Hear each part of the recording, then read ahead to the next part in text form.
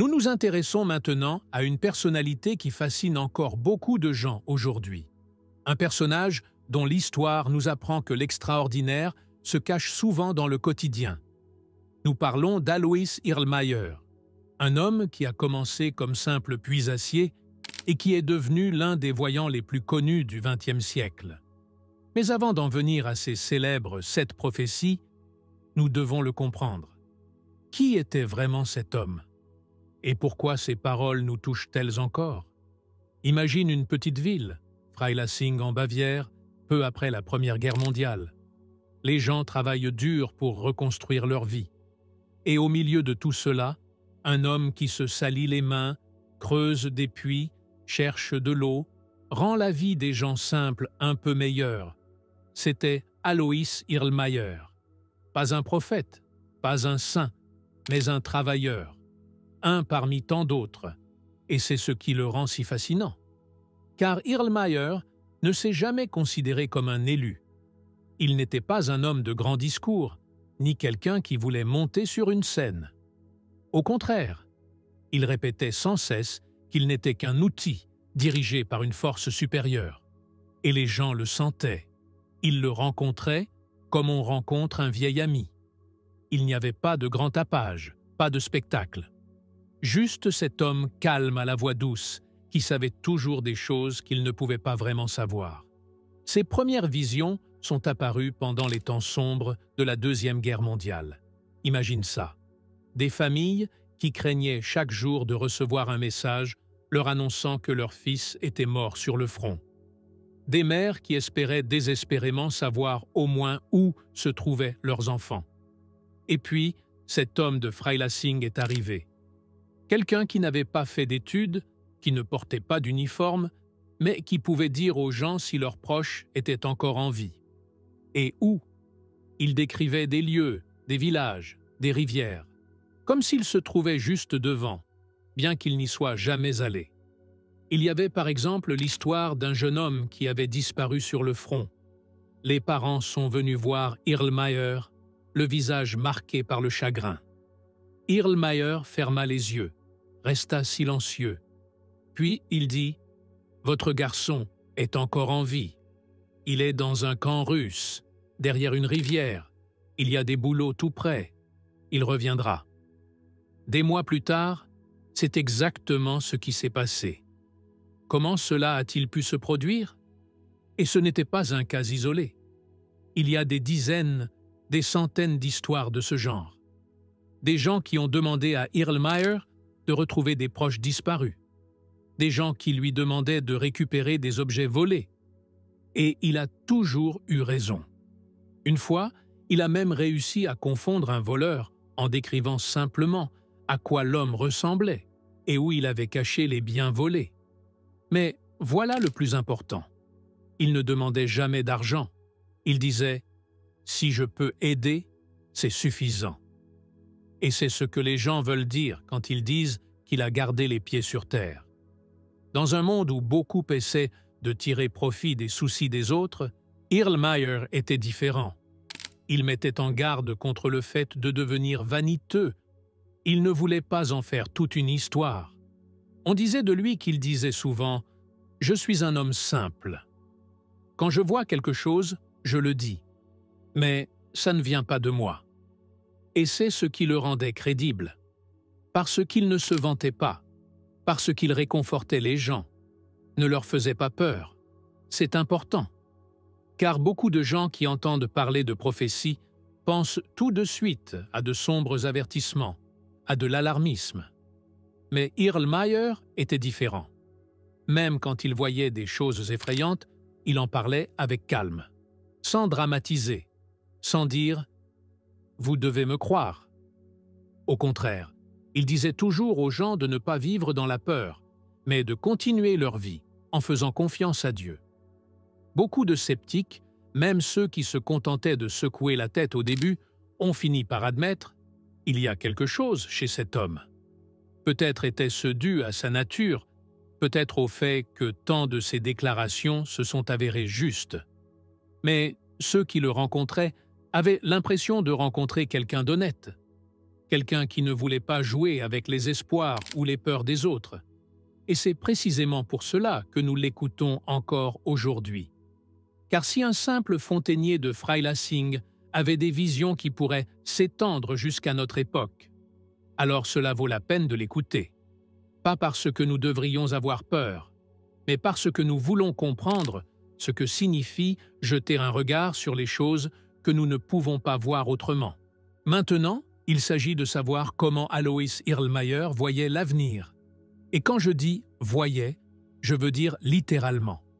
Lui-même ne décrivait pas son don comme un simple pressentiment, comme une vague intuition. Non, c'étaient des images, vives et vivantes, riches en couleurs, aussi nettes que dans un film. Imagine que tu es assis dans une pièce sombre et que soudain, un film se déroule sur un grand écran. Sauf que ce film ne vient pas d'Hollywood, mais directement d'une autre dimension. C'est exactement ce que ressentait Erlmeyer. Et le plus étonnant, il ne pouvait pas simplement l'allumer. Cela lui est tombé dessus, de façon inattendue, comme un coup de tonnerre dans le ciel. Parfois, disait-il, il était en pleine conversation, en plein travail sur une fontaine, et soudain, tout s'effaçait autour de lui. Le présent s'effaçait et une autre réalité se superposait au monde connu. As-tu déjà vécu un moment où le temps semblait s'arrêter? Un moment où tout autour de toi devenait plus silencieux, l'espace autour de toi plus doux, plus étrange? Imagine cela, mais 1000 fois plus intense. C'est ainsi qu'Alois Erlmeyer a décrit l'état dans lequel il se trouvait lorsque ces visions se produisaient. Il était hors du temps, disait-il, entre les deux mondes. Les gens autour de lui continuaient à parler, mais il ne les entendait presque plus. C'était comme s'il avait un pied ici et l'autre là-bas, dans un endroit au-delà de l'espace et du temps. Un endroit où l'avenir était déjà arrivé et où il n'avait plus qu'à le contempler. Erlmeyer parlait souvent d'une lumière. Elle n'était pas simplement lumineuse, elle était vivante, chaude. Et c'était comme si cette lumière venait le guider. Il disait qu'il n'avait jamais vu de sa propre initiative. Ce n'était pas sa volonté qui lui faisait voir ces images. C'était le bon Dieu ou un être de lumière, comme il l'appelait. Cette instance spirituelle le guidait, lui montrait ce qu'il pouvait savoir. Rien de plus, pas moins. Cette lumière était son compagnon. C'était comme un guide silencieux qui le prenait par la main et le guidait à travers les événements à venir. Et c'est ce qui rend le don d'Erlmeyer si spécial.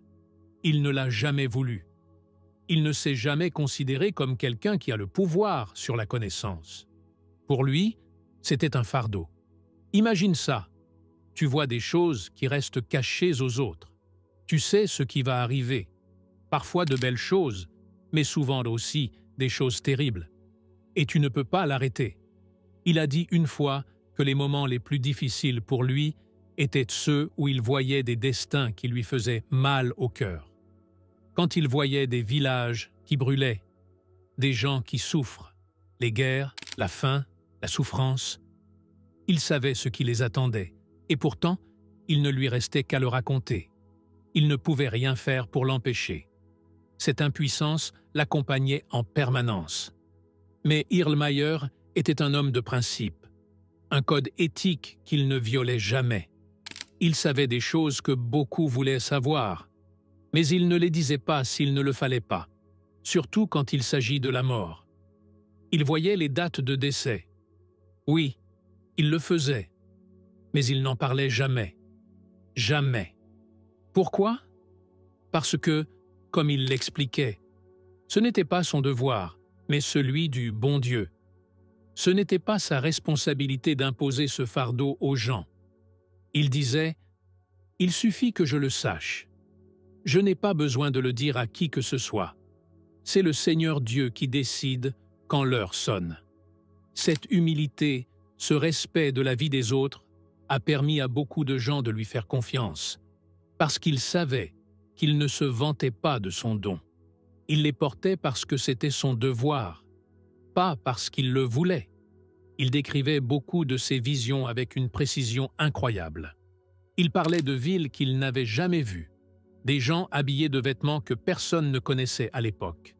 Il décrivait des routes, des machines et même des véhicules qui n'existaient que des décennies plus tard. Et pourtant, il restait toujours calme. Pas de sensationnalisme, pas d'incitation à la peur. Il voulait que les gens soient préparés, mais qu'ils ne paniquent jamais. Peut-être le ressens-tu aussi, ce mélange de fascination et de crainte. Le don d'Irlmaier n'était pas un don qu'il affichait. C'était quelque chose qui le dépassait souvent lui-même. Il disait que chaque vision l'épuisait, lui volait son énergie, comme si une partie de sa propre force vitale s'écoulait dans ces images. Et pourtant, il continuait à faire face à cette tâche, parce qu'il croyait que son destin était d'avertir les gens et de les réconforter en même temps.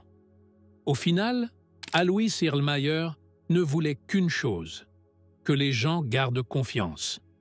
Confiance dans le bien, dans la croyance que tout a un sens à la fin. Et c'est peut-être justement le message le plus important de son don. Que même si nous marchons dans les images les plus sombres de l'avenir, nous ne devons jamais perdre de vue la lumière. Nous entrons maintenant dans l'une des parties les plus fascinantes et en même temps les plus sombres des prophéties d'Alois Irlmaier. Il s'agit de ces avertissements concernant une grande guerre. Une guerre que beaucoup interprètent comme la Troisième Guerre mondiale. Mais avant de céder à la panique ou de tirer des conclusions hâtives, regardons ensemble les images qu'Irlmaier a dessinées. Non pas comme des prédictions obstinées, mais comme des avertissements, comme des indices, peut-être aussi comme des chances d'empêcher ce qui est à venir. Irlmaier a parlé d'un événement qui marquerait le début de cette catastrophe mondiale. Il l'a appelé « les 3 hauts meurtres ». Imagine ça, 3 personnalités de premier plan, des politiciens de haut niveau, assassinés en peu de temps. Un assassinat si choquant qu'il met le monde en émoi. Et cette étincelle, dit Irlmaier, allume un énorme feu. Il l'a décrit comme une allumette qui tombe dans un champ sec. Tout est prêt, la tension est dans l'air, il ne manque que ce seul moment, et ensuite, il n'y aura plus de retour en arrière. Et c'est là que commence l'image qu'Irlmaier a si souvent peinte dans l'esprit de ses auditeurs. Une guerre qui commence du jour au lendemain, tout d'un coup, de manière insidieuse. Alors que les gens en Europe de l'Ouest dorment encore paisiblement, des tanks arrivent de l'Est. Les troupes russes, dit-il, traversent l'Autriche et se dirigent vers l'Allemagne en une nuit. Cela se passe si vite que presque personne ne peut réagir. Comme une guerre éclair.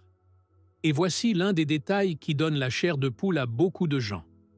Irlmaier a parlé de bandes jaunes sur les chars, des marques jaunes que l'on peut voir pour reconnaître ces troupes. Une petite information apparemment insignifiante, et pourtant si précise qu'elle se grave profondément dans la mémoire. Il a dit que les soldats ne venaient pas seulement par les routes, ils arrivent par les montagnes, par le plat pays, par les villes.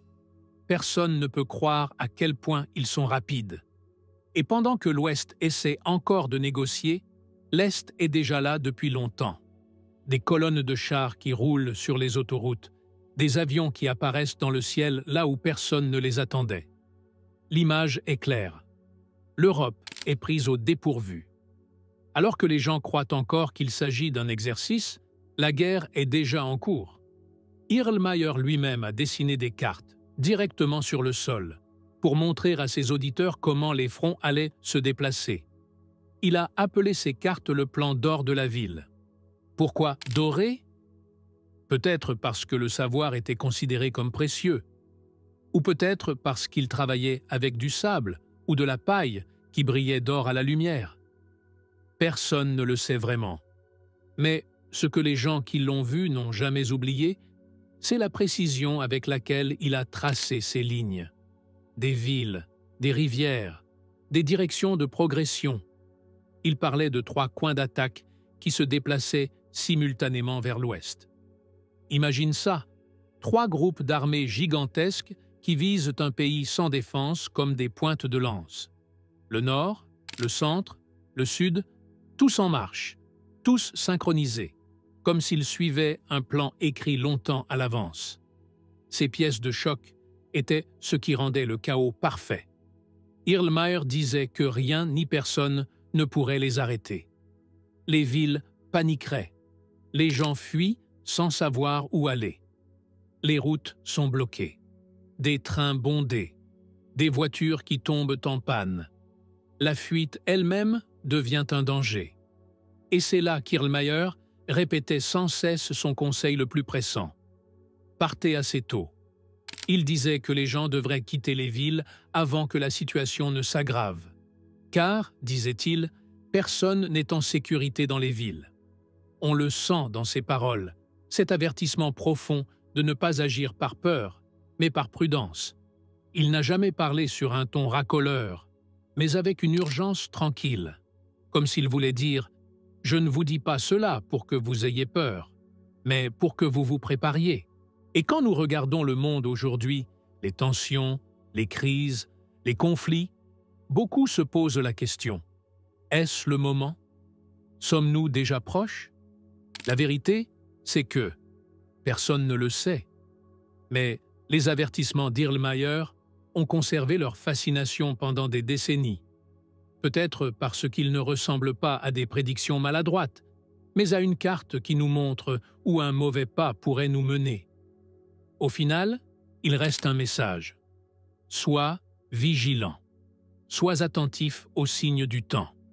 Pas dans la peur, mais dans la conscience. Car celui qui est préparé reste calme. Et c'est peut-être là que réside l'espoir, que la connaissance nous protège et que nous avons encore le destin entre nos mains. Nous arrivons maintenant à l'une des visions les plus impressionnantes et en même temps les plus mystérieuses d'Alois Erlmeyer. Une prophétie qui occupe les gens depuis des décennies, non seulement parce qu'elle parle d'une catastrophe apocalyptique, mais aussi parce qu'elle donne l'espoir d'un nouveau départ. Il s'agit de l'éclipse de 3 jours, un événement qu'Erlmeyer a décrit comme une pierre de touche pour l'humanité, comme la fin d'un ancien monde et le début d'un nouveau. Il parlait d'un signe dans le ciel, un signe précurseur qui montrerait aux hommes que le temps est venu, une lumière si brillante que personne ne pourra l'ignorer. Elle ressemblera à une étoile scintillante, dit Erlmeyer, qui deviendra de plus en plus grande. D'abord petite, comme un point lointain dans le ciel nocturne, mais elle grandit, jour après jour, jusqu'à ce qu'elle brille comme un deuxième soleil. Certains parlent d'une comète, d'autres pensent qu'il s'agit d'un signe mystique de Dieu. Quoi qu'il en soit, Erlmeyer en était sûr. Si tu vois cette lumière dans le ciel, tu sais que les temps sombres sont proches. Ensuite, la nuit arrive, mais pas une nuit ordinaire. C'est une obscurité comme le monde n'en a jamais connue. Tout à coup, il fait nuit, dit-il, et aucune lumière ne perce plus. Le soleil disparaît. La lune reste éteinte. Les étoiles s'éteignent. Un nuage noir s'étend sur la terre. Et pas pour quelques heures, mais pour 3 jours entiers. Imagine un peu. Un monde sans lumière. Un monde où même la lampe de poche la plus brillante, la lampe la plus puissante, ne donne plus aucune lueur. Les gens ferment leurs fenêtres. Ils barricadent leurs portes. Il y a un silence qui gronde. On n'entend plus que les battements de son propre cœur. Mais ce n'est pas seulement l'obscurité qui fait peur. C'est l'air lui-même. Erlmeyer parlait des vapeurs de soufre qui remplissaient la terre. Un souffle toxique qui semble sortir du sol. Celui qui se trouve dehors, celui qui n'est pas préparé, ne survivra pas à ce souffle. Son avertissement était clair. Reste à l'intérieur, ferme les fenêtres et les portes, scelle tout. Mais ce n'était pas tout. Il disait aussi « Priez, aie confiance en notre bon Dieu ». C'était une épreuve spirituelle, une période où les gens se battaient non seulement pour leur vie, mais aussi pour leur âme. Et c'est là que la lumière entre en jeu. car dans cette obscurité la plus profonde, il n'y a qu'une seule lumière qui ne disparaît pas, les bougies consacrées. Erlmeyer disait que toutes les autres sources de lumière échoueraient. Pas d'électricité, pas de briquet, rien ne fonctionnerait, sauf les bougies qui ont été bénies. Leurs flammes brûlent tranquillement, sans vaciller, sans s'éteindre. C'est comme si la foi elle-même brûlait dans cette bougie, comme si Dieu voulait dire « Je suis avec vous, vous n'êtes pas seul ». Imagine cette scène, une petite famille enfermée dans sa maison. Les fenêtres sont couvertes, les portes calfeutrées. Dehors, il y a une tempête que personne ne voit, mais que tout le monde ressent. Et au milieu de la pièce, une seule bougie brûle. Une faible lueur, mais qui dissipe l'obscurité de la pièce. Les gens s'assoient ensemble, prient, se tiennent par la main. Pendant 3 jours et 3 nuits. C'est une épreuve de persévérance, de foi, d'espoir. Mais aussi terrible que soit cette période, elle passe. Erlmeyer disait qu'après ces 3 jours, le monde était différent. L'air serait propre, l'eau claire. C'est comme si la terre avait pris une grande respiration, expulsant tout ce qui était ancien et faisant place au nouveau. Les gens qui survivent ont compris ce qui compte vraiment. Ils reviennent à une vie simple, loin de la cupidité, de l'égoïsme, de la destruction. Retour à la nature, retour à Dieu.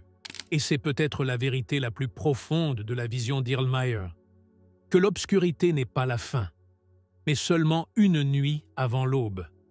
Que même si tout semble perdu, nous pouvons toujours porter la lumière en nous, une petite flamme qui a le pouvoir d'éclairer même l'obscurité la plus profonde. Les mots d'Erlmeyer ne sont pas de vaines menaces. Ils sont un avertissement, une invitation à réfléchir, être prêt, pas dans la peur, mais dans la confiance. Car celui qui garde son cœur dans la lumière survivra à l'obscurité. Nous arrivons maintenant à la partie peut-être la plus importante de l'héritage d'Alois Erlmeyer. Un message qui va plus loin que toute prédiction de guerre, d'obscurité ou de bouleversement. C'est l'essence même de sa vision, et beaucoup de ceux qui l'ont rencontré à l'époque ont dit plus tard « Il ne voulait pas nous faire peur, il voulait nous réveiller ». Et c'est de cela qu'il s'agit maintenant. Les prophéties d'Erlmeyer ne sont pas un destin immuablement fixé. Elles sont un appel au réveil, un appel à la conversion, à un retour à quelque chose que nous avons peut-être oublié depuis longtemps. Peut-être l'as-tu déjà ressenti, que quelque chose dans notre monde n'est plus en équilibre, que nous vivons à une époque où beaucoup de choses brillent, mais peu brillent. Nous possédons de plus en plus de choses, mais nous sommes de plus en plus vides à l'intérieur.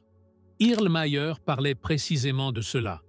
Il disait que l'homme avait perdu le contact avec ses origines, avec la nature, avec la création, avec Dieu, et que c'est justement cette séparation qui est le véritable déclencheur de ce qu'il a vu dans ses visions. Les guerres, la destruction, l'obscurité, elles ne commencent pas à l'extérieur, elles commencent dans le cœur des gens. Il dit, la guerre commence en nous-mêmes, dans nos pensées, dans notre avidité, dans notre ego. Et si nous ne mettons pas fin à ces combats en nous-mêmes, ils deviennent visibles à l'extérieur, dans les champs, dans les villes, dans les rues du monde. Mais c'est là que réside l'espoir. Si la guerre commence dans le cœur, c'est là aussi que la paix peut naître. Et c'est exactement le message d'Erlmeyer, que nous ne devons pas attendre qu'il soit trop tard, que nous pouvons agir maintenant, que nous pouvons faire demi-tour. L'un des outils les plus puissants pour cela, dit-il, est la prière. Pas comme une formule vide, pas comme un devoir, mais comme une conversation honnête et sincère avec le Créateur. Erlmeyer a souligné à plusieurs reprises que la prière a un pouvoir que nous sous-estimons souvent, qu'elle peut non seulement changer nos cœurs, mais aussi les événements eux-mêmes, qu'une prière sincère peut atténuer le destin. comme une tempête qui se calme au dernier moment, comme un feu qui s'éteint avant de tout consumer. Il ne s'agit pas de convaincre Dieu, il s'agit de se purifier soi-même, de se souvenir de qui nous sommes vraiment, car avant qu'il y ait une purification extérieure, il faut une purification intérieure. Imagine que le monde tel que nous le connaissons est comme une vieille maison. Les murs s'effritent, le toit fuit, le temps a laissé ses traces, mais la maison elle-même, les fondations, est bonne. Et Erlmeyer a dit que le nettoyage doit venir, que les vieux débris doivent céder la place pour que le nouveau puisse naître. Mais ce nettoyage ne commence pas avec des machines ou de la violence. Elle commence en nous, en remettant de l'ordre dans nos cœurs, en laissant aller les vieilles peurs, la colère, la jalousie, et faire de la place pour ce qui guérit, l'amour, de la compassion, l'humilité. Il a mis en garde avec insistance contre le matérialisme, de la tentation de ne mesurer la vie qu'à l'aune de la richesse, du pouvoir et des succès extérieurs. Car, disait-il, c'est le chemin qui mène le vieux monde à l'abîme. L'homme a oublié le bon Dieu, répétait-il. Et c'est ainsi que la mesure s'est perdue. Le respect. Pas par peur de la punition, mais par amour pour la création. Mais, et c'est essentiel, Erlmeyer voyait aussi de l'espoir, un grand espoir. Après le temps de la purification, disait-il, il y aura une nouvelle terre, un air plus clair, de l'eau pure, des gens qui vivent à nouveau en harmonie, entre eux et avec le divin. Une société qui n'est pas déterminée par la cupidité, mais par la simplicité et la gratitude. Il parle de champs qui sont à nouveau fertiles, de familles qui se réunissent, d'un retour à la vraie joie, pas à la superficialité, mais à un bonheur qui vient de l'intérieur. Et cette nouvelle terre, disait-il, n'est pas pour une élite élue. Elle est pour ceux qui commencent maintenant à vivre dans la lumière. Pour ceux qui empruntent, dès aujourd'hui, le chemin de l'amour et de la vérité. C'est une invitation, pas une menace, et c'est la clé. Les visions d'Erlmeyer n'ont jamais été conçues comme des chaînes, mais comme des clés pour un autre avenir, une meilleure. Peut-être te demandes-tu, qu'est-ce que je peux faire? La réponse est plus simple que tu ne le penses. Commence par toi-même. Deviens silencieux. Écoute ce qui se passe. Que dit ton cœur? Aie confiance en ce qui est bon. Renforce ta connexion au divin, de la manière qui te convient. Et sache-le, chaque petit pas compte. Chaque bonne parole. Chaque acte d'amour du prochain. Ils sont tous comme des bougies qui éclairent l'obscurité. Quand beaucoup de bougies sont allumées, la lumière revient. Alois Erlmeyer était un homme simple, et pourtant, il parlait des plus grandes vérités. Pas pour faire peur, mais pour que nous ayons de l'espoir. Car à la fin, ce ne sont pas les ténèbres. Au bout, il y a la lumière.